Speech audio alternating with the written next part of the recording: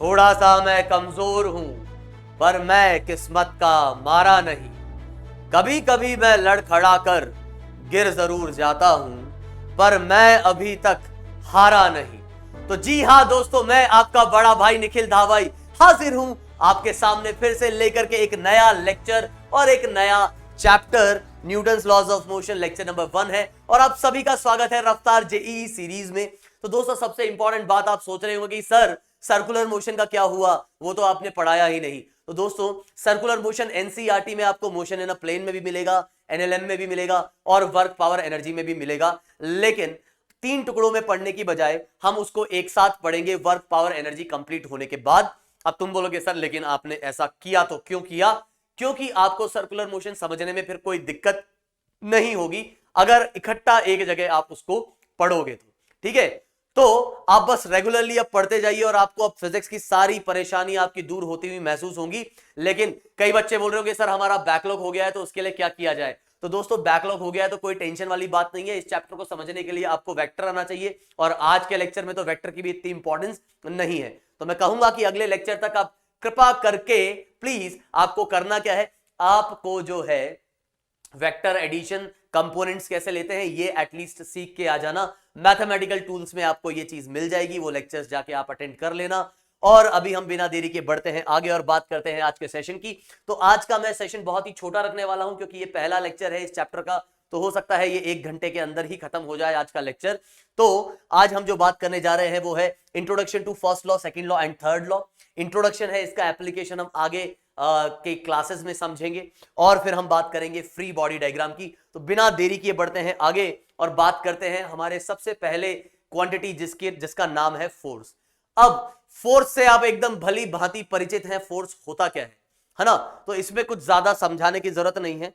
Force या तो आप किसी चीज को धक्का देंगे या आप किसी चीज को खींचेंगे, और अगर आप फोर्स लगाते हैं तो उससे क्या होगा, आपका जो स्टेट ऑफ मोशन या रेस्ट जो है उसमें तब्दीली होगी, उसमें चेंज होगा। कहने का मतलब यह है कि अगर कोई चीज रेस्ट में है और आप उस पर फोर्स लगाते हैं तो वो मोशन में आ सकती है, या अगर वो चल रही है और आप उस पर फोर्स लगाते हैं तो वो रेस्ट में आ सकती है, या उसके मोशन की डायरेक्शन में चेंज हो सकता है, या स्पीड के मैग्नीट्यूड में चेंज हो सकता है। बहुत सारी चीजें हो सकती हैं, तो आप ये ध्यान रखें फोर्स क्या होगा।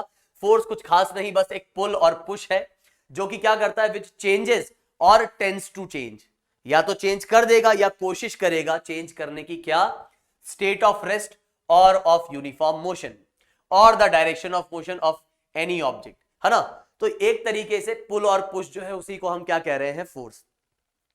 जैसा कि आप जानते हैं ये कैसी क्वांटिटी है, वेक्टर क्वांटिटी है। तो आपको यहां पर जब इससे आप डील करें तो आपको ध्यान रखना है कि कहीं भी अगर इसका एडिशन हो रहा है तो वेक्टोरियल ही होगा, और इस फोर्स के आप कंपोनेंट बिल्कुल ले सकते हैं जिस तरीके से आप एक वेक्टर के कंपोनेंट्स लेते हैं।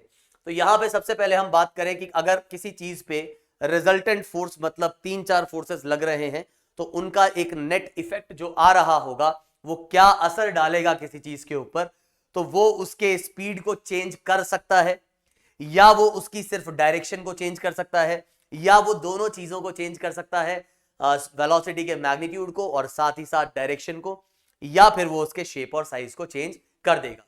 जैसा कि अगर मैं कहूं कि यार कोई ऑब्जेक्ट जो था वो इस डायरेक्शन में जा रहा था और जिस डायरेक्शन में जा रहा था तुमने उसी डायरेक्शन में फोर्स लगा दिया, तो यहां पर क्या हो जाएगा, उसकी स्पीड चेंज होगी।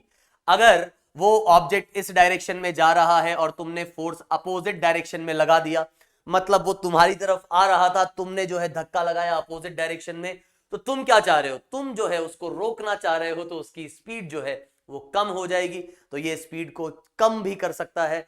और कुछ ऐसा मान के चलिए कि जैसे कि अगर मैं कह रहा हूं कि मैंने एक पत्थर को फेंका कुछ ऐसा, तो ग्रेविटी जो है वो ऐसा नीचे लग रही है, तो ग्रेविटी यहां पे इसके डायरेक्शन को भी क्या करते जा रही है, चेंज करते जा रही है। वो ऐसा हॉरिजॉन्टली जा रहा था तो ग्रेविटी का फोर्स लगने की वजह से, अर्थ का फोर्स mg लगने की वजह से उसकी डायरेक्शन चेंज हो गई ऐसे।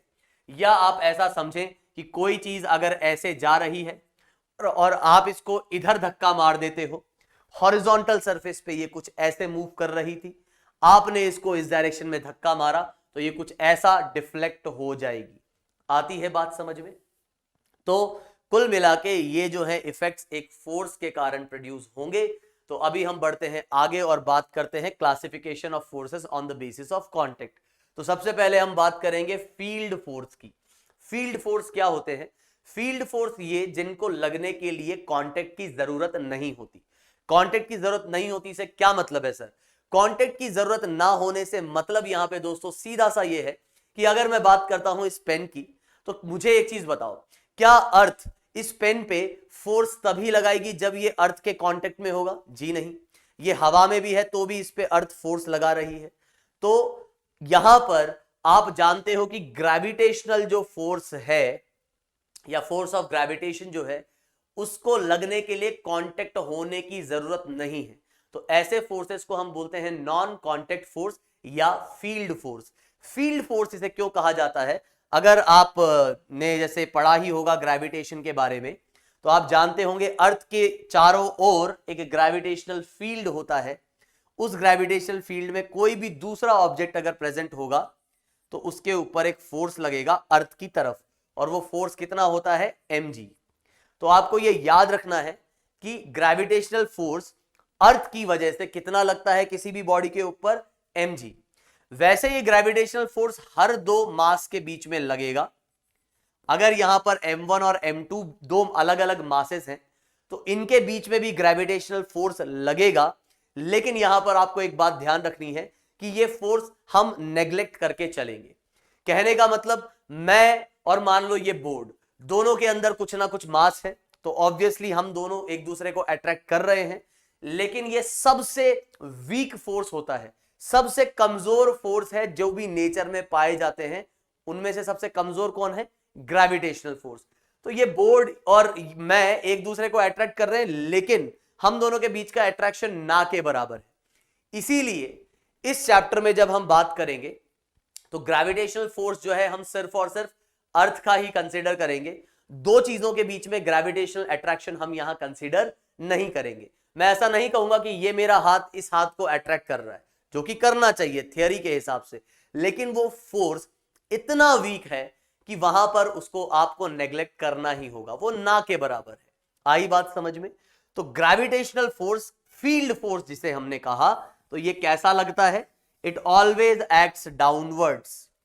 कैसा लगेगा? अगर ये हॉरिजॉन्टल सरफेस है, ये एक मास है m, तो ये लगेगा m into g, where m is mass of the object. m यहां पर क्या है? Mass of object. और g यहां पर क्या है? इसको बोलते हैं हम एक्सेलरेशन ड्यू टू ग्रेविटी या ग्रेविटेशनल फील्ड। इसको बोलते हैं हम एक्सेलरेशन ड्यू टू ग्रेविटी, है ना? वैसे इसको ढंग से जो बोलना चाहिए वो हम क्या बोलेंगे? वो हम बोलेंगे ग्रेविटेशनल फील्ड। जी क्या है? Gravitational field. इसके लिए पूरा एक अलग से चैप्टर है, वहां हम बात करेंगे। तो कांटेक्ट की जरूरत नहीं है इसको लगने के लिए, इसको इसलिए हम क्या बोल रहे हैं? इसको हम बोल रहे हैं नॉन कांटेक्ट फोर्स या फील्ड फोर्स। ऐसा ही कुछ आपको देखने को मिलता है जब आप बात करते हैं दो चार्जेस की या दो मैग्नेट्स की। जैसे अगर मैं आपसे बात करूं इलेक्ट्रिक फोर्स की, ध्यान से सुनना। अगर मैं बात कर रहा हूं इलेक्ट्रिक फोर्स मतलब एक तरीके से मैंने, वैसे इसको कुछ और नाम होता है लेकिन अभी के लिए आप इलेक्ट्रिक फोर्स समझ लीजिए, जो दो चार्जेस के बीच में फोर्स। तो इलेक्ट्रोस्टैटिक्स में अगर आप देखते हैं कि एक पॉजिटिव चार्ज आपने लिया और दूसरा पॉजिटिव चार्ज आपने लिया, तो ये दोनों एक दूसरे को रिपेल करते हैं विदाउट एनी कॉन्टेक्ट। ये दोनों एक दूसरे को कांटेक्ट में नहीं है, एक दूसरे के कांटेक्ट में नहीं है, लेकिन फिर भी ये एक दूसरे को रिपेल करेंगे। वहीं अगर आप बात करेंगे पॉजिटिव और नेगेटिव की, तो ये दोनों एक दूसरे को अट्रैक्ट करेंगे। तो बोलने में ऐसा कहा जाता है कि इस चार्ज की वजह से, जैसे अर्थ की वजह से उसका ग्रेविटेशनल फील्ड उसके चारों तरफ डेवलप हो रखा है, वैसे ही इन चार्जेस की वजह से इनका इलेक्ट्रिक फील्ड, ग्रेविटी की वजह से ग्रेविटेशनल फील्ड, चार्ज की वजह से इलेक्ट्रिक फील्ड डेवलप हो रखा है, और उस इलेक्ट्रिक फील्ड की वजह से ये एक दूसरे को अट्रैक्ट कर रहे हैं। अब तुम बोलोगे सर इसको क्या अभी यहां पर डिटेल में पढ़ना है क्या? बिल्कुल भी नहीं, इसको हम डिटेल में पढ़ेंगे कहां? 12th में।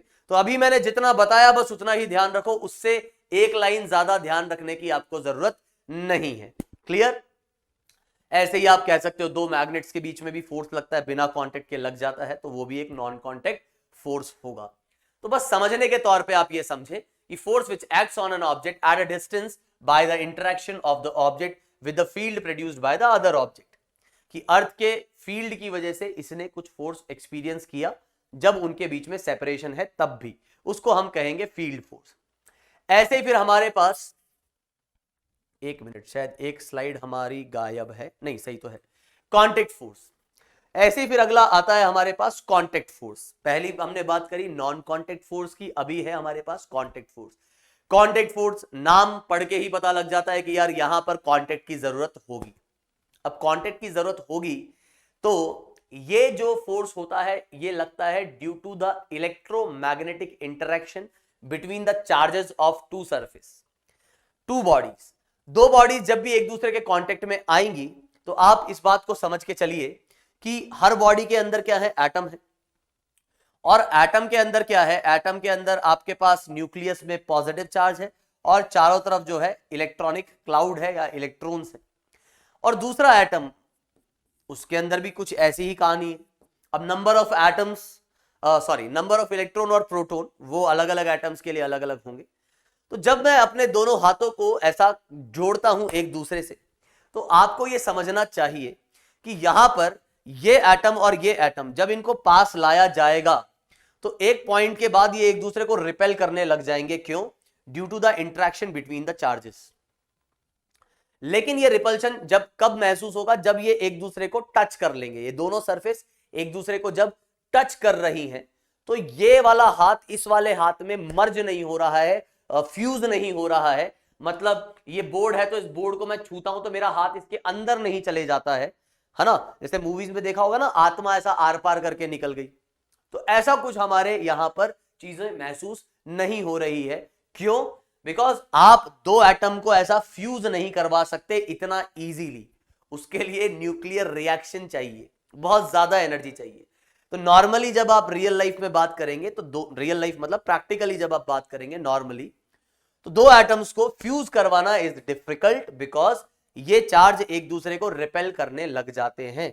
अब कोई कह सकता है कि सर रिपेल क्यों करेंगे, यहां जितना पॉजिटिव उतना ही नेगेटिव, ये जितना पॉजिटिव ये उतना ही नेगेटिव। बात आपकी पूरी सही है। तो ये रिपल्शन एक पर्टिकुलर सेपरेशन पे आने के बाद होता है और ये ऑब्जर्वेशन अपने को फील होता है कि वहां पर और आप फ्यूज नहीं कर पा रहे, उनको और नजदीक नहीं लेके जा पा रहे, तो वहां वो रिपल्शन आपको महसूस होगा due to the electric charge interaction, या आप कह सकते हो एटॉमिक इंटरेक्शन। तो forces which are transmitted between the bodies by short range atomic molecular interactions are called contact forces। जब आप बहुत नजदीक ले आएंगे तो मॉलिक्यूल्स या एटम्स एक दूसरे से इंटरेक्ट करेंगे, एक दूसरे पे फोर्स लगाएंगे, और वहां पर वो जो फोर्स लग रहा है वो हम क्या बोल रहे हैं, कांटेक्ट फोर्स है। ठीक है, तो यहां कह रहे हैं कि when two objects come in contact, तब जाके इनके बीच में क्या लगेगा, कांटेक्ट फोर्स लगेगा। अब ये कांटेक्ट फोर्स वैसे तो अलग अलग तरीके के हैं, इसमें नॉर्मल है, फ्रिक्शन है, टेंशन है, स्प्रिंग फोर्स है, ये सब हम पढ़ेंगे। लेकिन अभी हम सिर्फ दो फोर्स पे कंसंट्रेट करेंगे, फ्रिक्शन को हम अलग से पढ़ेंगे, स्प्रिंग फोर्स इसी मतलब इस लेक्चर में नहीं, आगे आने वाले लेक्चर्स में आपको देखने को मिलेगा। तो सबसे पहले हम बात करते हैं नॉर्मल फोर्स की। तो आपको ध्यान ये रखना है कि नॉर्मल फोर्स है क्या, ये एक कांटेक्ट फोर्स है। दो चीजें कांटेक्ट में होनी चाहिए एक दूसरे के, तब जाके ये नॉर्मल लगेगा। नॉर्मल से यहां पे मतलब होता है परपेंडिकुलर। तो सबसे पहली बात ये समझना है आपको कि नॉर्मल फोर्स कैसा लगेगा, परपेंडिकुलर डायरेक्शन में। परपेंडिकुलर किसके, कांटेक्ट सरफेस के। तुम बोलोगे सर थोड़ा समझ नहीं आ रहा, थोड़ा समझाओ कब लगेगा और कैसे लगेगा। तो आप ये जाने, जब भी दो सरफेस एक दूसरे के कांटेक्ट में है और वो एक दूसरे को प्रेस कर रही हैं, जब भी दो सरफेस एक दूसरे के कांटेक्ट में है और वो प्रेस कर रही है, जैसे कि मैं इस बोर्ड को सिर्फ टच करके खड़ा होता हूं तब नहीं, जब मैं इसको प्रेस कर रहा हूं, तो जब भी कांटेक्ट में है और वो प्रेस कर रही है तो वहां पर एक फोर्स लगता है जिसको हम कहते हैं नॉर्मल फोर्स। मतलब अगर मैं इस दीवार को ऐसा पुश करने की कोशिश कर रहा हूं, तो मैं इसको प्रेस कर रहा हूं, तो ये दीवार भी मेरे को इस तरफ धक्का देगी, तो यहां से जनरेट होता है नॉर्मल फोर्स। तो दो सरफेसेस हो पहली बात कांटेक्ट में और वो एक दूसरे को कर रही हो प्रेस, तब जाके ये नॉर्मल लगेगा और वो लगेगा परपेंडिकुलर टू द सरफेस। जैसे कि मैंने कहा क्या ये ब्लॉक, अगर मैं इसकी बात करता हूं, इस ब्लॉक को मैंने एक सरफेस के ऊपर रख दिया, तो क्या अभी इस ब्लॉक की सरफेस और ये हॉरिजॉन्टल सरफेस कांटेक्ट में है? बिल्कुल है। तो क्या ये ब्लॉक इसको प्रेस कर रहा होगा? जी हां, ये प्रेस कर रहा होगा। तो ये दोनों सरफेस के बीच में ये एक दूसरे को प्रेस कर रही हैं, तो ये ब्लॉक इस पे एक नॉर्मल लगा रहा होगा इस डायरेक्शन में, और ये सरफेस इस ब्लॉक पे एक नॉर्मल लगा रही होगी इस डायरेक्शन में। अब N1 और N2 ये इक्वल होंगे नहीं होंगे, वो सारी बात हम करेंगे बाद में, लेकिन आपको ये ध्यान रखना है कॉन्टेक्ट सरफेस के परपेंडिकुलर। ठीक है, जैसे कि यहां मैंने एक और केस बनाया, मैंने कहा मान लीजिए कि ये यहां पर मान लो कि एक ये रॉड है और इधर ये रॉड कुछ इस तरीके से यहां पर ऐसा इसको कुछ रख दिया गया है, इस रॉड को कुछ इस तरीके से यहां रख दिया गया है। अब वो स्लिप होती है नहीं होती है, वो सब बातें अलग है। आपको ये देखना है क्या ये यहां कांटेक्ट में है? जी है। इसके साथ क्या ये कांटेक्ट में है? हां। तो इस कांटेक्ट की वजह से यहां इन दोनों के बीच में प्रेसिंग है, क्योंकि अगर ये दीवार नहीं होती तो ये ऐसा गिरती, तो ये इसको प्रेस कर रहा है, ये इधर भी इसको प्रेस कर रहा है। तो उस प्रेस करने की वजह से ये रॉड इस पे नॉर्मल लगा रही होगी दीवार पे इस डायरेक्शन में, इसको मैं N1 बोल देता हूं। तो रॉड पे जो नॉर्मल लग रहा होगा वो लग रहा होगा इस डायरेक्शन में। नॉर्मल हमेशा एक धक्के वाला फोर्स होगा, रॉड को एक धक्का महसूस हो रहा होगा इस डायरेक्शन में। ऐसे ये रॉड इस सरफेस को नीचे की तरफ प्रेस कर रही है, प्रेस करना मतलब धक्का देना, तो इसको मैं N3 बोल देता हूं। तो ये सरफेस भी इस रॉड को ऊपर की तरफ प्रेस कर रही है, इसको मैं N4 बोल देता हूं। वही बात N1 N2 और N3 N4 में रिलेशन वो सब आगे देखेंगे, अभी बस हमको डायरेक्शन पे कंसंट्रेट करना है। तो कांटेक्ट सरफेस के परपेंडिकुलर जो है ये फोर्स लगा करेगा, आपको ये ध्यान रखना है। ठीक है, इसी में अगर मैं एक और चीज समझाने की कोशिश करूं आपको, तो यहां पर कोई सोच सकता है कि सर ये ऐसा क्यों लगा, क्योंकि कांटेक्ट सरफेस ये थी तो उसके परपेंडिकुलर, कांटेक्ट सरफेस ये थी तो उसके परपेंडिकुलर, तो कांटेक्ट सरफेस के परपेंडिकुलर है ना, ये फोर्स लगता है, ये आपको ध्यान रखना है। थोड़ी सी और बात कर लेते हैं इस बारे में, एक मिनट।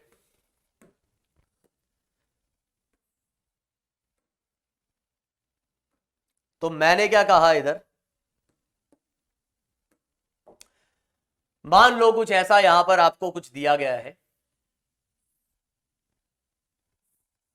ये एक स्फीयर है और ये स्फीयर कुछ ऐसा फंसा हुआ है यहां।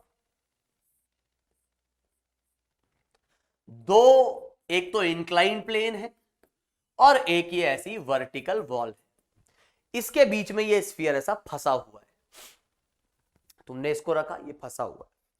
अब अगर मैं तुमसे पूछूं क्या ये स्फीयर इस वाली वॉल को, क्या ये स्फीयर इस वॉल को प्रेस कर रहा है? जी हां, ये स्फीयर इस वॉल को प्रेस कर रहा है, ये स्फीयर इस वॉल को भी प्रेस कर रहा है। तो कांटेक्ट सरफेस ये है उसके परपेंडिकुलर, तो ये वॉल जो है वो इसको इधर धक्का देगी, धक्का देगी, पुश करेगी, तो कांटेक्ट सरफेस के परपेंडिकुलर। ऐसे ही इस स्फीयर ने इस वॉल को प्रेस किया, तो ये वाली वॉल भी क्या करेगी, इसको धक्का देगी। कैसा? वो धक्का होगा इस वाली सरफेस के परपेंडिकुलर, तो इसको ये दो धक्के महसूस होंगे, एक तो इस वॉल से और एक इस वाली वॉल से। हां, ये भी जरूर बात सही है कि अगर इस बॉल ने इसको इधर धक्का दिया तो ये स्फीयर भी इसको इधर धक्का देगा, और अगर इस बॉल ने इसको इधर धक्का दिया तो ये स्फीयर भी इसको इधर धक्का देगा। तो मैंने अभी जो फोर्स बनाए वो सिर्फ और सिर्फ वॉल्स ने जो स्फीयर पे लगाए, तो इट इज द नॉर्मल। ये कौन सा नॉर्मल है? Normal acting on the sphere due to vertical wall. ये अपनी वॉल है इसकी वजह से। और यहां अगर मैं बात करूं तो ये जो नॉर्मल आ रहा है अपना N2, ये वाला नॉर्मल किसकी वजह से है? It is the normal acting on sphere, normal acting on sphere due to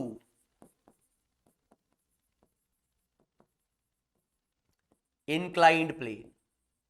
तो ये इंक्लाइंड प्लेन की वजह से नॉर्मल लग रहा है। मतलब सिंपल सी बात है यार, जहां भी वो प्रेस कर रहा होगा तो आपको प्रेस टाइप का फोर्स, एक धक्के वाला फोर्स लगाना है कॉन्टेक्ट सरफेस के परपेंडिकुलर, सिर्फ इतनी सी बात। ठीक है, तो ये कहानी हुई आपकी किसकी? नॉर्मल फोर्स की। ठीक है, अब बारी है टेंशन की। टेंशन के बाद हम फ्रिक्शन की भी बात करेंगे, लेकिन कुछ लेक्चर्स बाद। ऐसे ही हम स्प्रिंग फोर्स की भी बात करेंगे, लेकिन कुछ लेक्चर्स बाद। अभी हम कांटेक्ट फोर्स में सिर्फ ये दो चीजें ही पढ़ेंगे, नॉर्मल और टेंशन। टेंशन ये कैसा है? जिस तरीके से नॉर्मल एक पुश टाइप वाला फोर्स था, तो टेंशन पुल टाइप का फोर्स है, खींचने वाला force.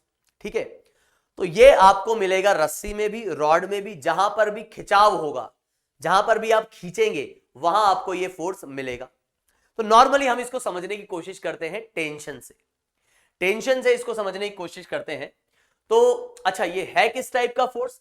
It is the electromagnetic force. Normal भी कैसा फोर्स है? Electromagnetic force. इलेक्ट्रोमैग्नेटिक फोर्स मतलब force due to the interaction between the charges. तो ये स्टार्ट होने से पहले ही मैंने आपको यहां पे बताया था कि चार्जेस के बीच के इंटरेक्शन की वजह से ये एक दूसरे में फ्यूज नहीं हो पा रहे, है ना। तो इसी तरीके से जब टेंशन की आप बात करेंगे तो बात को समझना, जब आप दो एटम्स की बात करते हैं तो उनके बीच में कुछ बॉन्ड हो रखा है, बॉन्ड क्रिएट हो रखा है।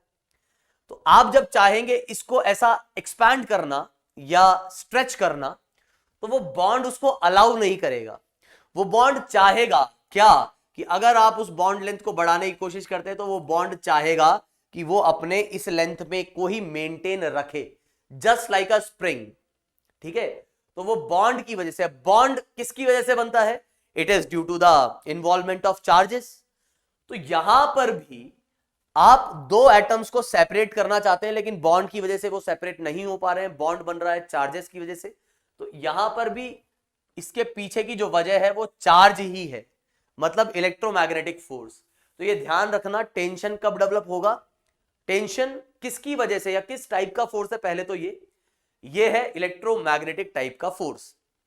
और कब डेवलप होगा? जब भी आप किसी चीज को खींचना चाहेंगे तो ये डेवलप होगा। ठीक है, जैसे कि मैंने कहा कि मान लीजिए ये हमारे पास एक स्ट्रिंग है। मैंने क्या कहा? मैंने कहा ये एक स्ट्रिंग है, इससे मैंने क्या करा? एक ब्लॉक को बांध दिया। आई बात समझ में? और मान लीजिए मैं अभी बात कर रहा हूं इन दो पॉइंट्स की, ए और बी, या सिर्फ मैंने ए की ही बात करी। अभी मैं किसकी बात कर रहा हूं? सिर्फ ए पॉइंट की। अब अगर मैं ए से पूछता हूं कि भाई ए, तुम किन चीजों से कनेक्टेड हो, तो वो बोलेगा ए, मेरे ऊपर भी स्ट्रिंग है और मेरे नीचे भी स्ट्रिंग है। बात एकदम ठीक है। तो ए को ऐसा लगेगा कि इस ए को ऊपर खींचा जा रहा है ऊपर वाली स्ट्रिंग की वजह से, और नीचे खींचा जा रहा है नीचे वाली स्ट्रिंग की वजह से। मतलब डायरेक्शन ऑफ फोर्स कुछ ऐसा होगा। यहां उम्मीद है ये बात समझ में आई होगी, या इसको मैं थोड़ा सा बड़ा डायग्राम इसका मैं बनाता हूं। तो मैंने क्या कहा? मैंने कहा कि यार ये अपने पास था एक रिजिड सपोर्ट, और यहां से हमने एक स्ट्रिंग ली, और इस स्ट्रिंग से मैंने एक ब्लॉक अटैच कर दिया, और यहां पर फिर मैंने एक पॉइंट लिया ए।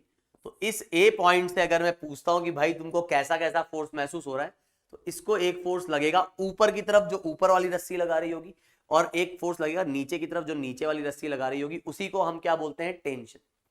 तो ये टेंशन की डायरेक्शन हो गई ए पर, नीचे की तरफ भी और ऊपर की तरफ भी। अब तुम बोलोगे सर लेकिन ऐसा कैसे? ये बात मुझे समझ नहीं आई। इसको थोड़ा और पॉइंट्स के लिए भी हम बात कर लेते हैं। मान लीजिए अगर मैं आपसे बात करता हूं बी वाले पॉइंट की, जो कि दीवार का पॉइंट है या वो छत जो है उसका पॉइंट है। अगर इस बी से पूछा जाए कि भाई तुझे फोर्स किस डायरेक्शन में महसूस हो रहा है, रस्सी की वजह से, तो जिस तरीके से ए के दोनों साइड में रस्सी थी लेकिन बी के तो सिर्फ एक साइड में रस्सी है, तो ये रस्सी बी पॉइंट को ऐसा खींच रही होगी, क्योंकि रस्सी का काम होता है खींचना, रस्सी खींच रही होगी। ऐसे ही अगर ये ब्लॉक है तो इस ब्लॉक को भी रस्सी, इस पॉइंट को मैं सी नाम दे देता हूं, तो इस वाले ब्लॉक को भी रस्सी खींच रही होगी। तो ये सब डायरेक्शन है टेंशन की, tension acting on B, tension acting on A and tension acting on C. अब तुमको लग सकता है कि सर ये बात थोड़ी सी समझ नहीं आ रही है, तो इसको समझने के लिए, इसका फील लेने के लिए मैं तुम्हें जस्ट एक एग्जांपल देता हूं, तुम्हें थोड़ा सा इसका फील आ जाएगा। कई बार फिजिक्स में चीजों को, मतलब कई बार नहीं, बहुत बार फिजिक्स में आसानी से फील किया जा सकता है। हाँ, कई बार ये भी होता है कि जो आप फील कर रहे हो उसका उलट आंसर होता है ना, लेकिन आसानी से फील किया जा सकता है चीजों को। तो मैंने क्या कहा, मैंने कहा मान लो यार ये एक कुछ भी, किसी पेड़ की डाल थी जिसको तुमने पकड़ा हुआ है, या कोई पोल था, या कोई कुछ भी एक रॉड थी जिसको तुमने पकड़ा हुआ है, तो तुमने अपने हाथ से इस रॉड को पकड़ा हुआ है और तुम लटके हुए हो भाई साहब, ठीक है, इस तरीके से, ठीक। ये तुम्हारा दूसरा हाथ, दूसरे हाथ को भी इधर ही कर देते, तुमने इसको ऐसा पकड़ा हुआ है और तुम लटके हुए। अब होता क्या है कि तुमसे एक और आदमी जो है, तुम्हारा दोस्त, वो भी लटका हुआ है, तुम्हारे पैरों को उसने पकड़ा हुआ है, ठीक है। फिर इसके बाद क्या होता है कि इसके पैर को भी किसी ने पकड़ा हुआ है। इस तरीके से बहुत सारे आदमी ऐसा चेन में लटके हुए हैं। अब अगर मैं तुमसे पूछूं, और मान लो तुम यहां पे खड़े हो, तुम ऊपर खड़े हो, या मान लो एक और आदमी खड़ा है जो यहां ऊपर खड़ा है, उसने पोल ने इस बंदे को पकड़ा हुआ है ना, तुम समझना इस बात को। एक आदमी, या चलो इस डाल, ये वो पेड़ की डाल हो गई, या ये वो रॉड हो गई, तो इस रॉड से अगर पूछे कि भाई रॉड तेरे को किधर फोर्स महसूस हो रहा है, अगर तुमको ये समझ नहीं आ रहा तो तुम ऐसा सोचे ना कि रॉड की जगह तुम हो और तुम्हारे हाथ को इस बंदे ने पकड़ा हुआ है, तो तुम्हारे हाथ को अगर इस बंदे ने पकड़ा हुआ है तो वो बंदा तुमको नीचे खींच रहा है, तो तुमको क्या महसूस होगा कि ये सब मिलके तुमको नीचे खींच रहे हैं। तो इस येलो वाली रॉड को फोर्स महसूस होगा नीचे, जैसा कि इस बी पॉइंट को महसूस हो रहा था। अब बात करते हैं इस वाले पॉइंट की, इस वाले बंदे की, है ना। इस वाले बंदे की अगर बात की जाए, जैसा कि पॉइंट ए, तो इसने ऊपर से भी एक चीज पकड़ी हुई है और इसकी टांग पे भी कोई आदमी लटका हुआ है। तो इस बंदे को क्या फीलिंग आ रही होगी, इस बंदे को फीलिंग कुछ इस तरीके से आ रही होगी कि इसको कोई ऊपर खींच रहा है इसके हाथ को। तुम समझ रहे हो, जब भी तुम हैंग हो रखे हो तो तुमको क्या महसूस होता है कि तुम्हारे हाथों को ऐसा ऊपर खींच रहा है। हैंग होके देखा है, या फील करो, जस्ट सिचुएशन को इमेजिन करो कि तुम जैसे ही उसके टांग को पकड़ोगे, तुम्हारे ऊपर वाले बंदे की टांग को तुमने पकड़ा, तो तुम्हारा हाथ ऐसा ऊपर की तरफ खींचेगा, और तुम्हारी टांग को किसी ने पकड़ा हुआ है नीचे, तो तुम्हारी टांग ऐसे नीचे की तरफ खींचेगी। मतलब कॉम्प्लेन की जरूरत ही नहीं है, ऐसे ही लटक के लंबे हो जाओगे तुम, ठीक है। कहने का मतलब, इस वाले बंदे को अगर हम देखें तो इसके ऊपर एक फोर्स लगेगा ऐसा, और इसके ऊपर एक फोर्स लगेगा ऐसा, खींचा जा रहा है इसे। इसे क्या किया जा रहा है, खींचा जा रहा है। और सबसे जो नीचे वाला बंदा है, जो सी है, मान लो ये ब्लॉक, तो इस सी वाले बंदे को क्या लगेगा, इसके नीचे तो कोई है नहीं, तो सी वाला बंदा बोलेगा यार मेरे हाथ को खींचा जा रहा है ऊपर की ओर। तुमको हो सकता है अब ये समझ में आ गया हो, ये भी समझ में आ गया हो, ये शायद तुम्हें समझ नहीं आ रहा होगा कि सर सी को ऊपर कैसे खींचा जा रहा है। तो तुम जरा अज्यूम करो सिचुएशन कि तुम इस लाइन में सबसे नीचे लटके हो, तो तुमने तो किसी को पकड़ा हुआ है, लेकिन तुम्हारे पैरों को किसी और ने पकड़ा नहीं हुआ, तो तुमको क्या लगेगा, तुम्हारे पैर तो तुम्हें लगेंगे हाँ यार फ्री है वो तो एकदम, लेकिन तुम्हारे हाथ जो है वो एकदम खिंचे हुए महसूस होंगे, ऐसा लगेगा कि भाई साहब खिंच रहा है ऊपर की तरफ, ऐसा है ना। तो वही सेम चीज, क्योंकि पूरी चीज वो खिंच रही है, वो टेंशन टाइप की है, तो ये खिंचाव, तो ये हमेशा पुल टाइप का फोर्स होगा, खींचेगा ही खींचेगा। तो ये ध्यान रखना, रस्सी हमेशा खींच सकती है, पुल कर सकती है, पुश नहीं कर सकती। इस तरीके से आप यहां पे डायरेक्शन की बात कर सकते हो टेंशन, ठीक है। जैसे अगर मान लीजिए मैं आगे भी थोड़ा सा समझाऊं यहां, तो हम क्या कहेंगे कि अगर मैं कहता हूं कि हमारे पास ये एक पुली है ना। अब तुम बोलोगे सर ये पुली क्या होती है, ठीक। पुली का मतलब यह है कि एक डिस्क है, जैसे कुएं में तुमने देखा होगा मूवीज में, वो पानी भरने के लिए कुएं पर एक ऐसा व्हील सा लगा रहता है, उसके ऊपर से और रस्सी जो है वो कुछ ऐसे घूम करके जाती है। तो वैसा ही मामला कुछ यहां पर है, लेकिन ये फ्रिक्शन अभी हम कंसिडर नहीं कर रहे हैं। तो ये ब्लॉक अगर ऊपर जाएगा तो वो रस्सी ऐसा स्लिप होते हुए ऐसा नीचे आएगी। तो यहां पर अगर मैं बात करूं तो आप इस बात को समझो कि रस्सी हमेशा खींचेगी। तो इस M को क्या लगेगा, इस M को लगेगा कि रस्सी इसको खींच रही है। इसको अभी मैं T1 बोल देता हूं। इस 2 को क्या लगेगा, इस 2 को भी लगेगा कि रस्सी इसको खींच रही है। ठीक है, अब ये टेंशन इक्वल होगी कि नहीं होगी वो अलग बात है, लेकिन इसको लगेगा कि रस्सी इसको ऊपर खींच रही है, इसको भी लगेगा रस्सी इसको ऊपर खींच रही है। और इस पुली को क्या लगेगा, पुली कहेगी यार मेरे पास तो दो टोटल यहां पर, एक तो ये व्हाइट वाली रस्सी दिख रही है, तो ये व्हाइट वाली रस्सी मुझे खींच रही होगी ऊपर, ये वाली रस्सी इस पुली को ऊपर खींच रही होगी। तुम सोचो, पुली लटकी हुई है इस व्हाइट वाली रस्सी से, तो व्हाइट वाली रस्सी इस पुली को ऊपर खींच रही होगी और उस छत को नीचे खींच रही होगी। धक्का तो नहीं दे सकती ना, छत को फोर्स लगाएगी तो ऐसे तो लगा नहीं सकती, खींच ही सकती है। तो जब मैं बात करूंगा इस वाले रस्सी की, ये वाली रस्सी की, तो ये रस्सी जो है यहां से इस पुली को नीचे खींच रही होगी, ये रस्सी भी यहां से इस पुली को नीचे खींच रही होगी, क्योंकि रस्सी का सीधा सा काम है यार खींचना, तो ज्यादा टेंशन लेनी नहीं है, रस्सी सिर्फ खींच सकती है। तो अगर आप देखोगे कि यार इस पॉइंट को रस्सी ने कैसा खींचा, तो नीचे खींचा, इस पॉइंट को रस्सी ने कैसा खींचा, नीचे खींचा, इस रस्सी ने खींचने का काम है। तो बड़े आसानी से आप यहां पे बता सकते हो कि टेंशन की डायरेक्शन कैसी होगी, अगर आप बस माइंड में ये ध्यान में रख के चले कि उसका काम होता है खींचना। तो ये हमने थोड़ा सा एक ओवरव्यू लिया फोर्सेस का और उनकी डायरेक्शन का। तो अब जो हम बात करने जा रहे हैं वो बात करने जा रहे हैं लॉज ऑफ मोशन, और इसका भी जस्ट एक क्विक ओवरव्यू हम लेंगे। तो सबसे पहले बात आती है अपने पास कि लॉज ऑफ मोशन और equation of motion. Equation of motion अलग चीज है, लॉज ऑफ मोशन अलग है। तो पहली बात यहां पे कंफ्यूज नहीं होना है ना। तो फर्स्ट लॉ आपको क्या कहता है, फर्स्ट लॉ बहुत ही सिंपल है। फर्स्ट लॉ आपको कहता है कि every body preserves in its state of rest और motion, okay, in a straight line until and unless there is some external force acting on it।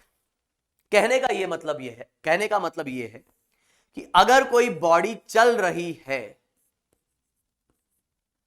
ठीक है, और इस पे कोई फोर्स नहीं लग रहा, तो ये हमेशा चलती रहेगी।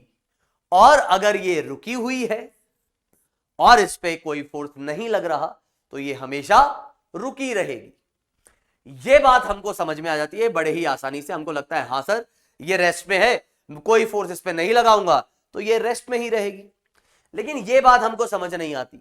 ये बात में ऐसा लगता है कि अरे सर ऐसा कहां, हमको तो रियल लाइफ में ऐसा देखने को मिलता है कि अगर कोई चीज चल रही है तो उसको चलाते रहने के लिए एक फोर्स की आवश्यकता है इस डायरेक्शन में। वो दोस्तों तब है जब आपका यहां पे फ्रिक्शन का इन्वॉल्वमेंट है ना। तो रियल लाइफ में क्या होता है, जब भी कोई चीज चल रही होती है तो वहां पे रोकने वाले फोर्सेस उस पे लग रहे होते हैं। मतलब अगर वो ऐसा चल रहा है और उस पे फ्रिक्शन लगता है पीछे की तरफ। अब फ्रिक्शन क्या है, कैसे लगता है, वो सब आगे पढ़ेंगे। अभी जितना आपको 9th वाला नॉलेज है उसके हिसाब से हम बात कर रहे हैं। अगर फ्रिक्शन इस पे अपोजिट डायरेक्शन में लगता है तो वो इसके स्पीड को कम कर देगा। तो अगर आपको इसे कांस्टेंट वेलोसिटी से चलाना है तो क्योंकि फ्रिक्शन इसको रोकने की कोशिश कर रहा है, तो फ्रिक्शन के इफेक्ट को कैंसिल करने के लिए आपको एक फोर्स इस वजह से इस डायरेक्शन में लगाना पड़ता है। अब वो फ्रिक्शन इस सरफेस का भी हो सकता है या एयर का रेजिस्टेंस भी हो सकता है। जैसा कि आप जानते हैं कि जब आप भागते हो तो आपको हवा की वजह से एक फोर्स महसूस होता है। यही फोर्स आपको बहुत ज्यादा महसूस होता है जब आप मस्त एकदम बाइक वाइक चला रहे हो, तो आपको लगता है कि हाँ जैसे कि हवा आप पे पीछे की तरफ फोर्स लगा रही हो। तो जो भी है वो हवा का फ्रिक्शन हो गया जो आप पे लग रहा है। तो अगर फ्रिक्शन मोशन के अपोजिट लग रहा है तो उसको कैंसिल आउट करने के लिए आपको एक फोर्स इस वजह से लगाना पड़ता है।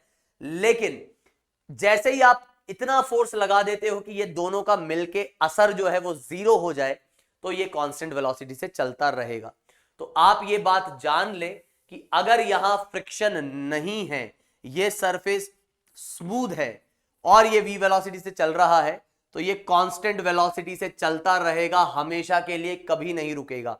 स्पेस में अगर आप कोई चीज को मूव करा के छोड़ दें और बाकी का सब ग्रेविटी सब आप खत्म कर दें, सन को भी भूल जाइए, किसी और प्लैनेट को भी भूल जाइए, सिर्फ एक पार्टिकल है स्पेस में, उसको आपने चला के छोड़ दिया तो वो चलता रहेगा, वो कभी नहीं रुकेगा।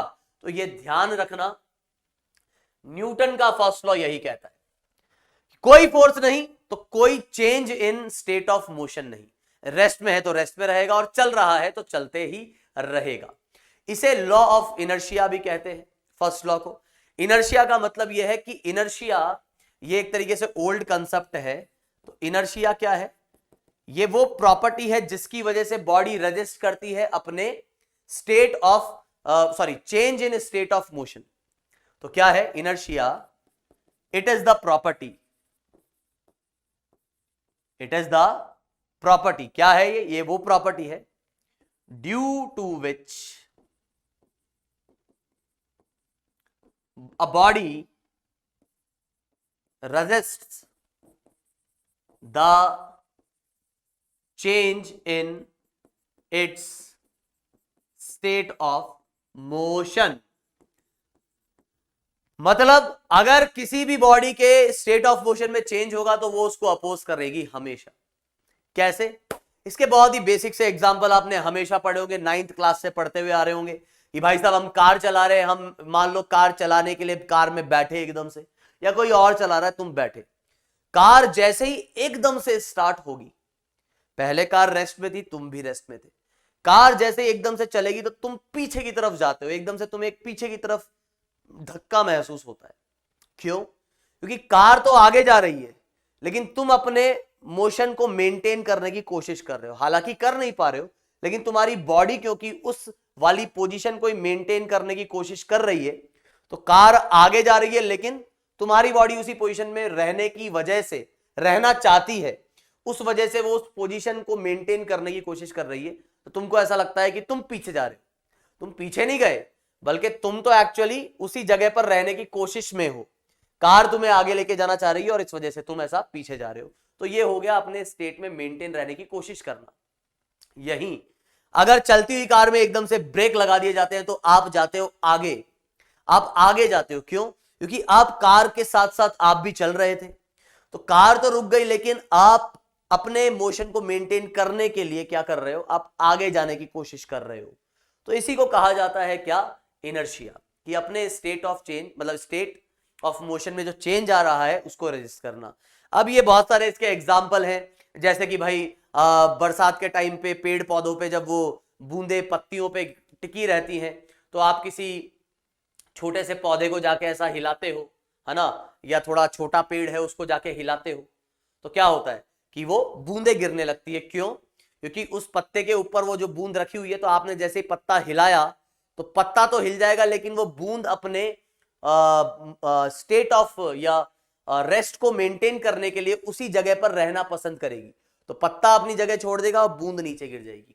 और एग्जांपल जैसा तुमने वो मार्शल जो आर्ट्स टाइप की, वो मार्शल आर्ट तो क्या यार, चाइनीज मार्शल आर्ट जो रहती है ना, वैसी मूवीज तुमने देखी होंगी, कुंफू मूवीज, जिसमें कभी जैकी चैन ने कभी किया हो ये स्टंट की वो टेबल क्लॉथ रखा हुआ है, उस पर बर्तन रखे हुए हैं या कुछ जो है कप प्लेट्स रखी हुई हैं, और वो टेबल क्लॉथ को एकदम से खींच लिया जाए तो क्या होता है, वो टेबल क्लॉथ वहीं पड़ा रहता, सॉरी टेबल क्लॉथ तो निकल जाता है लेकिन वो चीजें जो ऊपर रखी गई हैं वो वहीं पड़ी रहती हैं, अपने स्टेट ऑफ मोशन को मेंटेन करने की कोशिश करती है। यह एक छोटा सा एग्जांपल या एक्टिविटी आपको आपकी छोटी क्लास में भी बताई गई होगी कि एक ग्लास है, उसके ऊपर हमने एक कार्डबोर्ड रख दिया और उसके ऊपर एक कॉइन प्लेस कर दिया, तो क्या करेंगे, इस कार्डबोर्ड को ऐसा टक से मारेंगे तो कार्डबोर्ड तो निकल जाएगा और कॉइन नीचे गिर जाएगा। क्यों? क्योंकि कार्डबोर्ड तो फोर्स लगा तो उस वजह से वो निकल गया, लेकिन कॉइन अपने स्टेट ऑफ मोशन को मेंटेन करना चाहता है, रेस्ट में था, रेस्ट में रहना चाहता है, तो वो सीधे के सीधे नीचे गिर जाएगा। या कभी तुम किसी गद्दे पर या सोफे पर डंडे से मारते हो, धूल निकलती है। क्यों? क्योंकि वो जो धूल की लेयर है जो सोफे पे जमी हुई है, वो डस्ट पार्टिकल्स जो सोफे पे या उस गद्दे पे जमे हुए हैं, तो तुमने जैसे ही डंडा मारा तो डंडे की मार की वजह से वो गद्दे की या सोफे की सरफेस तो नीचे गई, लेकिन वो डस्ट पार्टिकल ने अपने रेस्ट वाले पोजीशन को मेंटेन करना चाहा तो वो उसी जगह पर रहना पसंद करेंगे। अब गद्दा नीचे चल जाएगा और वो एटमॉस्फेयर के कांटेक्ट में आते ही उड़ने लग जाएंगे। तो ये सब सारी कहानी किसकी है? ये लॉ ऑफ इनर्शिया या फर्स्ट लॉ से रिलेटेड कहानियां हैं, है ना। तो अभी हम बढ़ते हैं आगे और बात करते हैं इस सवाल की। यहां पर एक बहुत ही बेसिक सा सवाल मैं तुमसे पूछ रहा हूं, आज का बहुत ही बेसिक सा सेशन है, इसमें कुछ ज्यादा कहानी है नहीं। Car moving on a rough road है, फ्रिक्शन है वहां पर, लेकिन उसकी वेलोसिटी कैसी है? कांस्टेंट। तो net force acting on it is, आपसे पूछ रहा है कि उस पर नेट फोर्स कितना लग रहा होगा, उसके ऊपर नेट फोर्स कितना लग रहा होगा। तो बहुत ही सिंपल सा तरीका है यहां, अगर वो कांस्टेंट वेलोसिटी से चल रही है, मतलब यहां पर न्यूटन के फर्स्ट लॉ के अकॉर्डिंग कि जब भी कोई फोर्स किसी चीज पे नहीं लग रहा है तो वो अपने सेम वेलोसिटी से चलती रहेगी। तो कांस्टेंट वेलोसिटी से एक ही कंडीशन में चल सकती है, जब उस पर कोई फोर्स ना लग रहा हो। तो यहां पर कोई भी फोर्स नहीं लग रहा होगा, जीरो इज द आंसर। ठीक है, अब तुम बोलोगे सर वो रफ सरफेस है तो उस पर फ्रिक्शन तो लगना चाहिए। जी नहीं लगेगा। जी हां, नहीं लगेगा। आगे आने वाले चैप्टर्स में रोलिंग में ये चीज मैं प्रूव भी कर दूंगा। ठीक है, हाँ, लेकिन रियल लाइफ में जब तुम देखोगे तो वहां पर ऑब्वियसली एयर रेजिस्टेंस आ जाती है। तो रियल लाइफ में जब आप बात करेंगे तो एयर रेजिस्टेंस आने की वजह से, मान लो कोई कार जो है कांस्टेंट वेलोसिटी से चल रही है, तो एयर की वजह से उसको एक फोर्स पीछे की तरफ महसूस हो रहा होगा, एयर रेजिस्टेंस की वजह से। इसको मैं FR बोल देता हूं। लेकिन अगर ये कांस्टेंट वेलोसिटी से चल रही है तो इस पे नेट फोर्स जीरो होना चाहिए। तो अभी भी अगर मैं आपसे पूछूं नेट फोर्स कितना है तो जीरो, लेकिन तुम कहोगे सर फिर ये एयर तो पीछे फोर्स लगा रही है इस पे। जैसे मैं बाइक चलाता हूं तो मुझको वो फोर्स महसूस होता है, तो कार भी जब चल रही होगी तो उसको भी वो फोर्स महसूस होगा। तो आपसे वही मैं पूछ रहा हूं, find the direction of friction, और मैंने नेट फ्रिक्शन बोला है। चार व्हील्स है, चारों व्हील्स पे फ्रिक्शन लग रहा होगा, तो नेट फ्रिक्शन किस डायरेक्शन में होगा? तो बिना किसी हाई फाई कंसेप्ट के, बहुत ही बेसिक नॉलेज से मैं ये कह सकता हूं कि it is in the direction of motion. तो it is along the direction of velocity, velocity के डायरेक्शन में ही लग रहा होगा। कई लोग ये सुनकर के बोल रहे होंगे अरे सर ऐसा कैसे होता है, हो सकता है, हमने तो पढ़ा है फ्रिक्शन जो है वेलोसिटी के अपोजिट लगता है। तो जब फ्रिक्शन पढ़ेंगे इसको मैं और ढंग से एक्सप्लेन कर दूंगा, लेकिन अभी आपको जो फीलिंग आ रही है उसको साइड में रख करके आप लॉ के ऊपर कंसेंट्रेट करें। लॉ क्या कहता है? लॉ कहता है नेट वेलोसिटी, अगर कोई चीज कांस्टेंट वेलोसिटी से चलती है तो उसके ऊपर कोई फोर्स नहीं लग रहा होगा या नेट फोर्स जीरो होगा। तो अगर एक एयर का रेजिस्टेंस यहां से लगता है तो फ्रिक्शन ऐसा लगना चाहिए, तभी वो एक दूसरे को कैंसल आउट करेंगे। अब आगे वाले पे और पीछे वाले पे, दोनों पे ही आगे लग रहा होगा, या आगे वाले पे पीछे, पीछे वाले पे आगे, ऐसे लग रहा होगा, वो आगे की कहानियां है, वो आरबीडी में पढ़ेंगे। लेकिन नेट मिला जुला के जो फ्रिक्शन होगा वो आगे ही होगा, फॉरवर्ड डायरेक्शन में होगा। That is forward direction. Sir इसकी फीलिंग नहीं आ रही, कोई बात नहीं, फीलिंग नहीं आ रही, लेकिन लॉ से समझ के तो समझ में आ रहा है ना, लॉ के अकॉर्डिंग, फर्स्ट लॉ के अकॉर्डिंग समझ में आ रहा है ना। तो बस इतना अभी ध्यान रखो, ठीक है। हां, अगर मैं कह देता हूं कि एयर का रेजिस्टेंस अगर हटा दिया जाता है तो फिर जब एयर का रेजिस्टेंस नहीं है तो फ्रिक्शन को भी लगने की जरूरत नहीं है, तो नेट फ्रिक्शन कितना आ जाएगा? जीरो। जो कि आप यहां पर कह सकते हो कि उस केस में फ्रिक्शन भी नहीं लग रहा होगा, चाहे से रोड रफ ही क्यों ना हो। तो ये बात आपको समझ के चलनी है। मैं जानता हूं अभी भी काफी लोग एकदम झटका सा लगा होगा कई लोग, और वो इसको पचा ही नहीं पा रहे होंगे इस बात को, सर ऐसे कैसे हो सकता है। तो मैं कह रहा हूं कि आप उस फीलिंग को रखो साइड में और लॉ पे कंसंट्रेट करो। वेलोसिटी कांस्टेंट तो वो एक ही केस में हो सकती है जब उस पे नेट फोर्स जीरो हो। तो फोर्स अगर एयर का इधर रेजिस्टेंस लग रहा है तो फ्रिक्शन इधर लगेगा, और एयर रेजिस्टेंस नहीं तो फ्रिक्शन भी नहीं। ठीक है, आई बात समझ में? चलिए, तो अभी हम बात करते हैं अगले केस की, और अब हम बात करने जा रहे हैं सेकंड लॉ को पढ़ने से पहले हम पढ़ेंगे यहां पे मोमेंटम के बारे में। मोमेंटम क्या होता है? मोमेंटम का सीधा साधा सा मतलब यह है, मोशन को यह डिफाइन करता है। अब तुम बोलोगे सर मोशन को डिफाइन करता है, इससे मतलब क्या? तो यहां पर मोशन को डिफाइन करने के लिए वेलोसिटी इंपॉर्टेंट नहीं है, या ऐसा कहा जाए सिर्फ वेलोसिटी इंपॉर्टेंट नहीं है। तुम बोलोगे सर सिर्फ वेलोसिटी इंपॉर्टेंट नहीं है, इससे क्या मतलब है? तो अक्सर मैं पढ़ाते वक्त बच्चों को यही एग्जांपल देता हूं कि मान लो कि तुम रोड पे जा रहे थे और तुमसे एक साइकिल आके टकरा जाती है।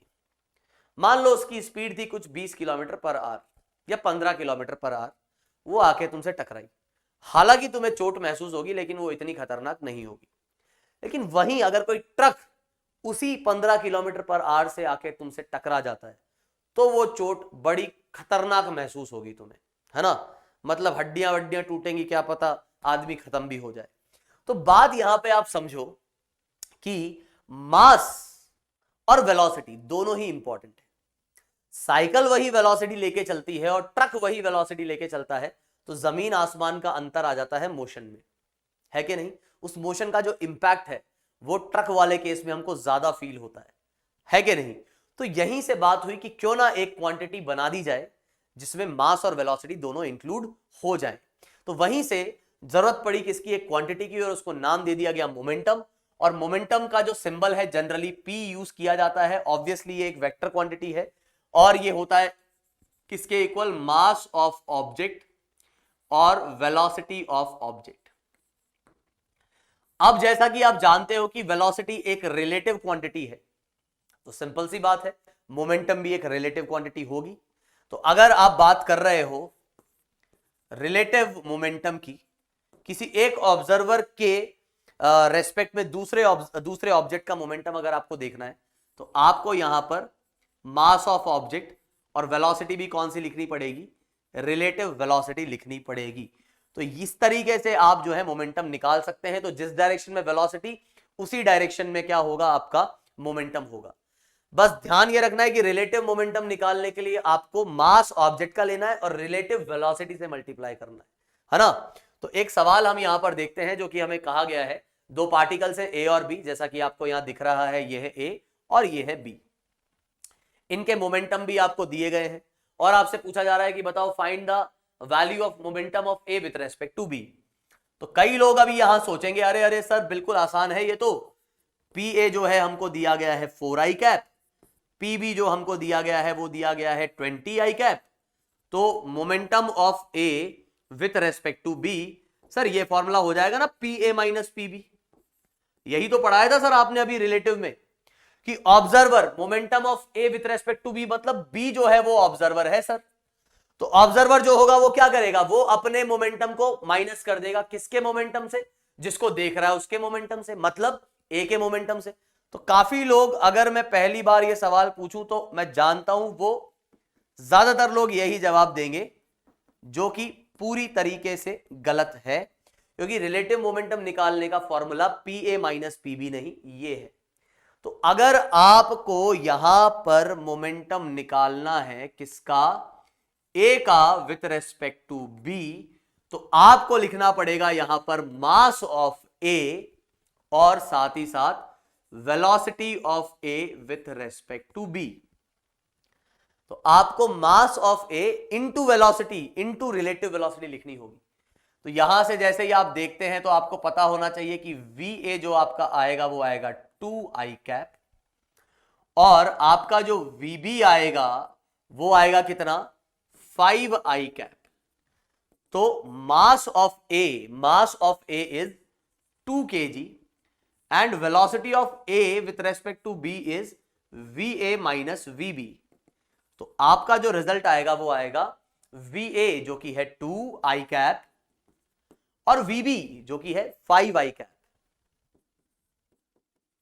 तो जो करेक्ट आंसर आएगा वो आएगा माइनस का 6 आई कैप।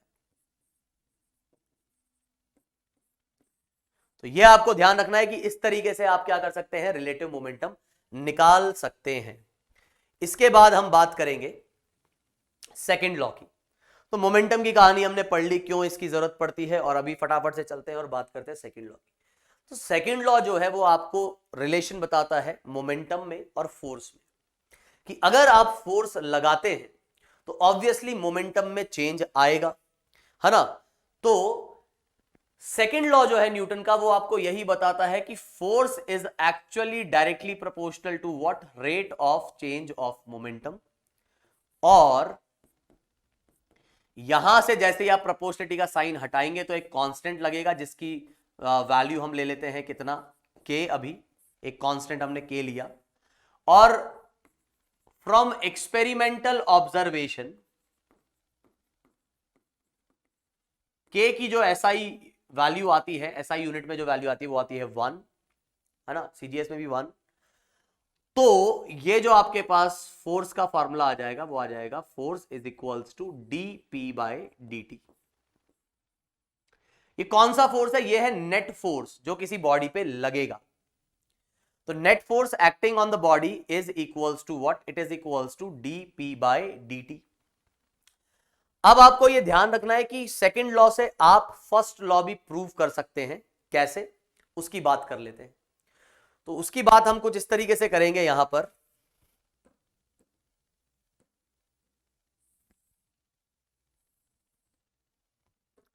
कि अगर मैं आपको कहता हूं कि F आपके पास है dP/dt, F आपके पास कितना है? वो है dP/dt, और मोमेंटम आप जानते हो वो होता है मास इंटू वेलोसिटी। मोमेंटम क्या रहता है? वो रहता है मास इंटू वेलोसिटी। तो फोर्स जो यहां आ जाएगा, तो मैंने मोमेंटम की जगह रख दिया mv, m जो है वो निकाला बाहर, अंदर जो है वो क्या आ गया? dV/dt, और यहां से हमें जो है ये चीज मिली कितनी? a। वेलोसिटी का डिफरेंशिएशन आ जाता है क्या? मास, सॉरी, वेलोसिटी का डिफरेंशिएशन आ जाता है एक्सेलरेशन। तो फोर्स आ जाएगा मास इनटू एक्सेलरेशन। यहां हम ऑब्वियसली ये मान के चल रहे हैं कि अपना मास अगर कांस्टेंट रहता है तो ये कहानी अपनी रहेगी। ठीक है, तो इधर से मुझे जो पता लगा वो ये पता लगा कि net force is actually equals to mass into acceleration. तो ये एक तरीके से कंक्लूजन ऑफ सेकंड लॉ भी बोला जा सकता है कि conclusion of second law is what? It is net force is mass into acceleration, है ना। मास किसका? उस ऑब्जेक्ट का। एक्सेलरेशन किसका? ऑब्वियसली उस ऑब्जेक्ट का। और ये फोर्स क्या है? फोर्स उस ऑब्जेक्ट पे लगने वाला नेट फोर्स। तो ये हम क्या बोल रहे हैं? एफ नेट है अपने पास, it is the net force acting on the object, net force acting on object. M क्या है? एम है अपने पास मास ऑफ ऑब्जेक्ट। ऐसे ही ए क्या है? ए है अपने पास एक्सेलरेशन ऑफ ऑब्जेक्ट। ठीक है, ए है अपने पास एक्सेलरेशन ऑफ ऑब्जेक्ट। हो सकता है आज का लेक्चर आप लोगों को लग रहा है तो कितना एकदम फर्जी लेवल का है, एकदम इसमें कुछ लेवल ही नहीं है। तो यार आज इंट्रोडक्शन है, इसलिए ये लेवल जो है आपको लग रहा होगा कि बहुत इजी से जा रहा है। आज तो कुछ ऐसा खास हम कर ही नहीं रहे, बाकी आप रुको, है ना। थोड़े से अगले लेक्चर से आपकी जो मतलब क्या कहते हैं उसको, ये शिकायत अगर है तो दूर हो जाएगी। ठीक है ना। तो मास ऑफ ऑब्जेक्ट और एक्सेलरेशन ऑफ ऑब्जेक्ट, तो ये आपको ध्यान रखना है। और ऑब्वियसली नेट फोर्स निकालना है, तो जितने भी फोर्स लग रहे होंगे उन सब का वेक्टर एडिशन आपको करना होगा। इसी चीज को आप ऐसा भी लिख सकते हो, यहां थोड़ा ध्यान देना।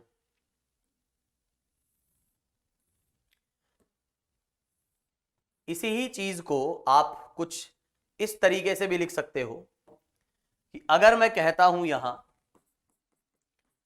कि फोर्स मेरे पास है dP/dt, ठीक है, तो मोमेंटम को डिफरेंशिएट करके आपको क्या मिल जाएगा? फोर्स मिल जाएगा। तो फोर्स की अगर आपको एवरेज वैल्यू लिखनी है, या पहले हम ऐसा कर लेते हैं कि यहां पर इसको इस तरीके से लिखते हैं, इसको मैं कुछ ऐसा भी लिख सकता हूं, है कि नहीं। और ऐसे ही यहां पर मोमेंटम के भी मैं तीनों कंपोनेंट्स लिख सकता हूं, एक्स, वाई और जेड। और फिर आप यहां से जब कंपेयर करेंगे तो आप ये पाएंगे, अगर ये नहीं समझ में आता है तो डिफरेंशियल ऑपरेटर डिस्ट्रीब्यूटिव लॉ को फॉलो करता है। तो इसको मैं ऐसा लिख सकता हूं कि मोमेंटम के एक्स कंपोनेंट का डिफरेंशिएशन, मोमेंटम के वाई कंपोनेंट का डिफरेंशिएशन, और ऐसे ही यहां पर ये आ जाएगा अपने पास मोमेंटम के जेड कंपोनेंट का डिफरेंशिएशन। तो आपको ये समझना होगा कि x component of force is actually क्या? dpx/dt, y component of force is actually dpy/dt, and z component of force is actually dpz/dt। तो ये आपके पास फोर्स के x, y और z कंपोनेंट्स आ जाएंगे, ये आपको ध्यान रखना है। यहां से मुझे बस इतना समझ में आ रहा है कि x डायरेक्शन के मोमेंटम में अगर चेंज हो रहा होगा तो उसको चेंज करने के लिए रेस्पॉन्सिबल फोर्स का एक्स कंपोनेंट ही होगा। अगर वाई डायरेक्शन में मोमेंटम में चेंज हो रहा है तो वो सिर्फ फोर्स के वाई कंपोनेंट की वजह से हो रहा होगा। ऐसे ही जेड डायरेक्शन में अगर मोमेंटम में चेंज हो रहा है तो वो सिर्फ जेड डायरेक्शन के फोर्स की वजह से हो रहा होगा। तो ये बात आपको ध्यान में रखनी है। और सेम बात आप यहां उस फॉर्म में भी लिख सकते हैं कि अगर मैं बात करता हूं एक्स डायरेक्शन के फोर्स की तो उसको मैं मास इंटू एक्स डायरेक्शन का एक्सेलरेशन लिख सकता हूं। मतलब एक्स डायरेक्शन में अगर एक्सेलरेशन है तो उसकी वजह कौन है, एक्स डायरेक्शन का फोर्स। वाई डायरेक्शन में एक्सेलरेशन है तो उसकी वजह कौन है, वाई डायरेक्शन का फोर्स। और ऐसे ही जेड डायरेक्शन में अगर एक्सेलरेशन है तो उसकी वजह कौन है, जेड डायरेक्शन का फोर्स। तो ये जो कहानी हुई ये हो गई कंपोनेंट्स के फॉर्म में, ये कहानी हो गई सीधे डायरेक्ट। ठीक है, एक और बात मैं यहीं पे ही लिख देता हूं जहां हमने सेकंड लॉ की बात करी है।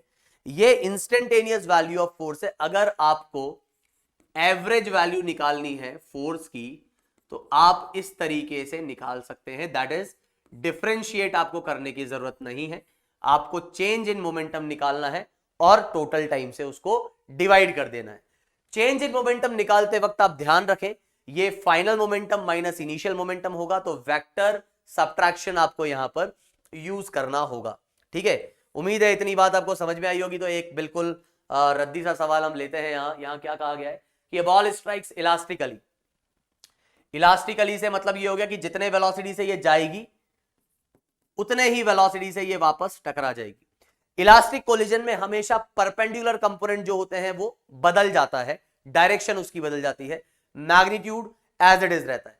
मतलब 10 से टकराएगा तो वापस 10 से आ जाएगा। ये कब होगा, जब कोलिजन इलास्टिक होगा। तो यहां आपको कहा गया है कि find the value of force acting on the ball. इस बॉल के ऊपर कितना फोर्स लगा होगा। ओके, और ऑब्वियसली मैं उसकी एवरेज वैल्यू आपसे पूछ रहा हूं। आपको क्या दिया गया है, कोलिजन इलास्टिक है और टाइम ऑफ कांटेक्ट जो है वो 0.01 सेकेंड है। बड़े ही आसानी से आप यहां पे लिख सकते हो कि इनिशियल मोमेंटम जो है वो आ जाएगा आपका mu, जिससे कि मैं बोलूंगा 20। मोमेंटम की यूनिट की बात हम करेंगे तो ये आ जाएगा kg मीटर पर सेकेंड, तो 20 kg मीटर पर सेकेंड। ठीक है, या आप न्यूटन इंटू सेकेंड भी कह सकते हैं।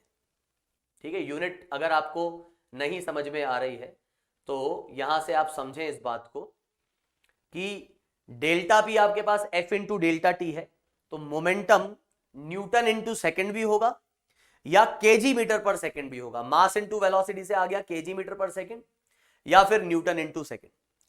तो यहां से अपने पास ये इनिशियल वैल्यू आ जाएगी, इसको मैंने कह दिया प्लस, और जब आप बात करेंगे फाइनल वैल्यू की तो वो आ जाएगी माइनस इतना न्यूटन सेकेंड। अब अगर मैं यहां पर देखता हूं डेल्टा पी तो वो आएगा P final minus P initial, जो कि आप अच्छा ऐसा लिखना चाहते थे आई कैप के टर्म्स में तो ऐसा भी लिख सकते थे। हम जानते हैं वन डायमेंशन में आई कैप लगाने की जरूरत रहती नहीं। तो पी फाइनल अपना आ जाएगा कितना, वो आ जाएगा माइनस का 20 आई कैप, और पी इनिशियल आ जाएगा अपने पास कितना 20 आई कैप। तो ये आ जाएगा अपने पास माइनस का 40 आई कैप, और ये आ जाएगा अपने पास चेंज इन मोमेंटम। तो चेंज इन मोमेंटम अपने पास इतना आया। और अब मुझे अगर फोर्स निकालना है तो फोर्स निकालने के लिए मैं क्या करूंगा, मैं करूंगा delta P by delta T. Delta P जो है मेरे पास वो आ जाएगा माइनस का 40। तो अक्सर लोग यहां पे जीरो इसको कर देते हैं जो पहली बार पढ़ते हैं। वो क्या करते हैं, अच्छा सर फाइनल मोमेंटम भी उतना ही है, इनिशियल मोमेंटम भी उतना ही है, भाई डायरेक्शन चेंज हो गई है तो चेंज जब निकालोगे तो वो जीरो नहीं आएगा। ठीक है, तो ये आ जाएगा माइनस का 40 बाय 0.01। तो ये आपके पास आ जाएगा माइनस का 4 किलो न्यूटन। ये माइनस आपको क्या दिखा रहा है, माइनस आपको ये दिखा रहा है डायरेक्शन ऑफ फोर्स जो कि इस डायरेक्शन में आ रही है, और जो आपको यहां से ये भी बता रही है कि जिस डायरेक्शन में चेंज इन मोमेंटम होगा उसी डायरेक्शन में फोर्स होगा। जिस डायरेक्शन में चेंज इन मोमेंटम होगा उसी डायरेक्शन में फोर्स होगा। Takes place in the direction in which force acts. तो हम क्या बोल रहे हैं, मोमेंटम की डायरेक्शन में जहां पे जो डायरेक्शन चेंज इन मोमेंटम की होगी उसी डायरेक्शन में फोर्स लग रहा होगा। तो कभी भी आपसे पता करना हो आपको कि किस डायरेक्शन में फोर्स लग रहा है, तो मोमेंटम के चेंज की डायरेक्शन ढूंढ लो, काम हो जाएगा। ठीक है, तो यहां से जो है हम ये फोर्स बता सकते हैं। कुछ खास नहीं किया, चेंज इन मोमेंटम निकाला, डेल्टा डी से डिवाइड कर दिया, काम खत्म। 4 किलो न्यूटन। हाँ, किलो कैसे आया, ये पॉइंट हटा तो 2 जीरो ऊपर और जाएंगे, 4000, हजार का मतलब किलो, तो 4 किलो न्यूटन जो है आपका फोर्स आ जाएगा। ये सवाल आपको घर पे ट्राई करना है, इसको मैं थोड़ा सा समझा देता हूं। यहां होगा क्या, बस होगा इतना सा कि वो है तो 10 मीटर पर सेकंड ही, लेकिन इस बार इसके कंपोनेंट जो है, एक जो आएगा इधर आएगा और एक इधर आएगा, तो 10 cos 37, तो ये वाला कंपोनेंट आएगा आपके पास 8 मीटर पर सेकंड और ये आएगा 6। 10 के 2 कंपोनेंट्स आएंगे। और इलास्टिक कोलिजन जो कि मैं प्रोजेक्टाइल मोशन में बता चुका हूं आपको, बस इतना ध्यान रखना होता है आपको कि कोलिजन के बाद जो परपेंडिकुलर कंपोनेंट है उसमें चेंज आ जाता है। मतलब ये बॉल जब जाने लगेगी तो इसका ये वाला कंपोनेंट होगा 6 और ये वाला हो जाएगा 8। ठीक है, ये एक सरफेस पे, हॉरिजॉन्टल सरफेस पे बॉल जाके टकराई दीवार से और वापस आ गई, तो कुछ ऐसा जाके ये ऐसे चले जा रही। वही सेम कहानी है, आपको बताना है कि भैया क्या एवरेज फोर्स लगा होगा किस पे, बॉल पे, ये आपको यहां पर बताना है। ठीक है, तो ये हमने बहुत ही बेसिक अभी बात करी है किसकी, न्यूटन के सेकंड लॉ की, rate of change of momentum. ठीक, और ऐसा भी पूछा जा सकता है, मान लो एक सवाल आपसे कुछ ऐसा भी पूछ लिया जाए कि यार मोमेंटम जो है आपको दिया गया है, मान लीजिए कुछ ऐसा कि 2ti cap plus 4j cap और माइनस का 3t² k कैप। ठीक है, ये एक पार्टिकल का मोमेंटम है, इस तरीके से वेरी करता है, और आपसे पूछे कि बताओ find the value of force, find the value of force acting on that, कि नेट फोर्स कितना लग रहा होगा, नेट फोर्स कितना लग रहा होगा। तो आपको कुछ नहीं करना, फोर्स निकालने के लिए you just have to differentiate the momentum.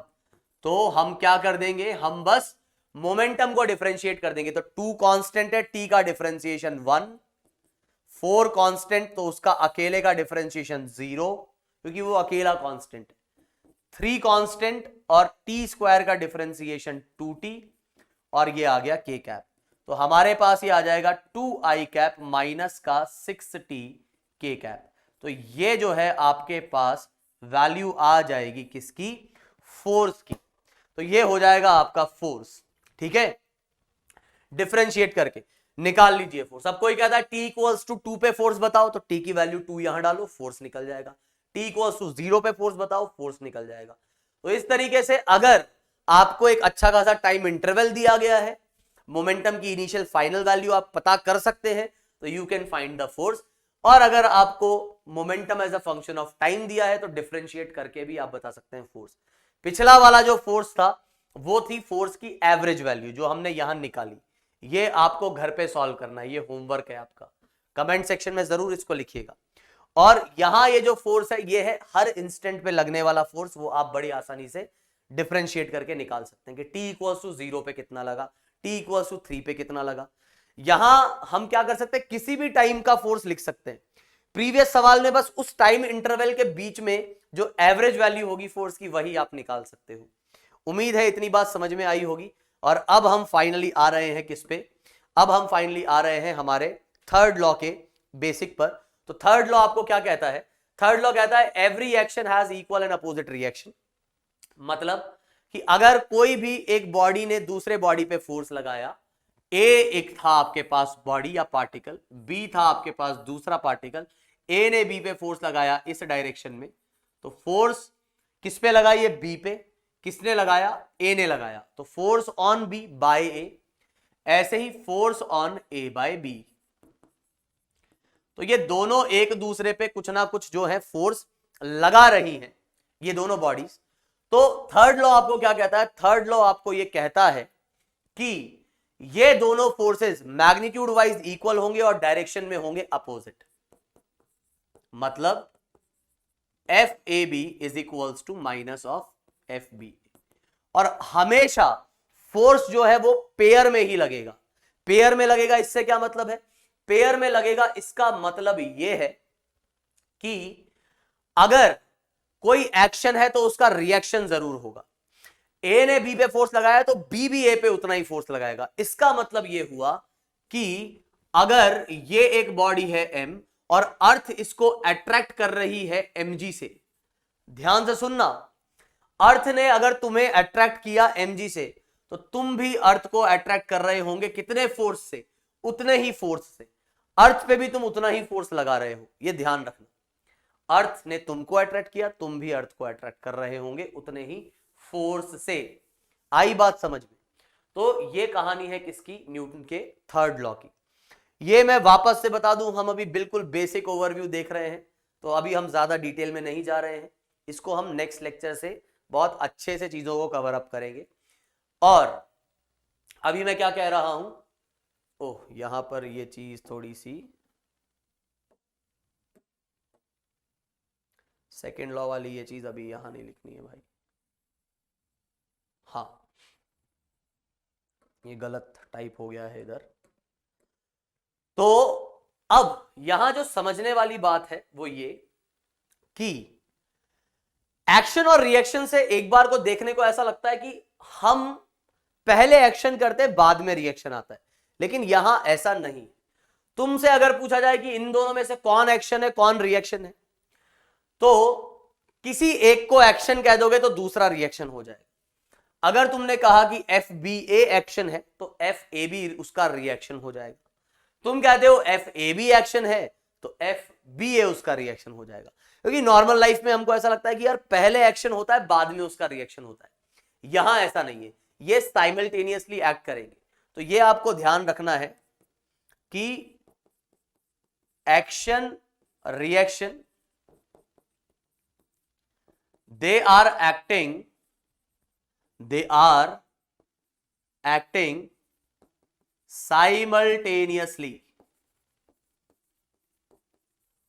Simultaneously, साथ साथ लग रहे, okay, on different bodies, on different bodies. तो ये जो है वो डिफरेंट बॉडीज पे लग रहे हैं। यहां तक मेरे हिसाब से बात आपको समझ में आ रही होगी, ठीक है।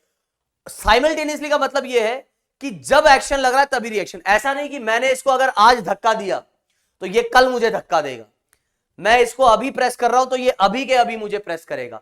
अगर मैं किसी चीज को खींच रहा हूं तो वो भी मुझे उसी टाइम पे खींच रहा होगा। अगर मैं किसी चीज को अट्रैक्ट कर रहा हूं तो वो दूसरा भी मुझे उसी वक्त अट्रैक्ट कर रहा होगा। मैं रिपेल कर रहा हूं तो वो भी मुझे उसी वक्त रिपेल कर रहा होगा, ठीक है।